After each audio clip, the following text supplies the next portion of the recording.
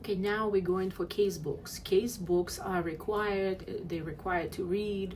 They're not going to into your verified engagement hours. Nobody checking if you read them.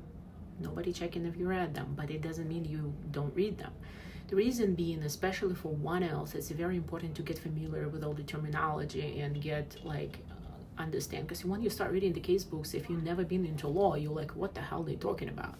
So, but the more you read, the more you get more familiar, and all these terms kind of get in your brain, and you kind of like remember them. You listen to this, and because you listen to them for so many times and they talk in like law language, you kind of like all these terms kind of get stuck in your head, and this helps you with retention. So I would say read all the case books. I read all my cover to cover the first year. I don't know if I'll be able to do it in the second year, hopefully, but now I have 4 of them instead of 3, because Introduction to Law had books, but it was like a smaller books comparing to case books.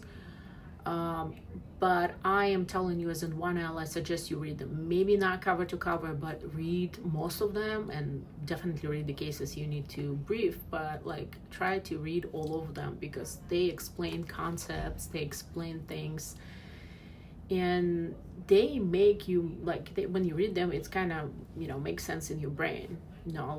I know some students, or maybe actually a lot of students, don't read them, but I remember that they were really highly suggested. The professors from school, they recommended to read them, and I'm like, okay, if that's recommended, I'll definitely read them. So do read them, don't skip them. It's a lot of hours to read these case books, but you have to do this. And do have next one, start your black letter law, all your definitions, memorization early. It's difficult when you don't do it in the beginning, and in the end you have so many to remember. We have a lot. So we have at least 100 per each class, at least. So it's a lot. And again, you can choose sometimes if you want to do less than that, and whatever you do, like you can use any mythology you find online.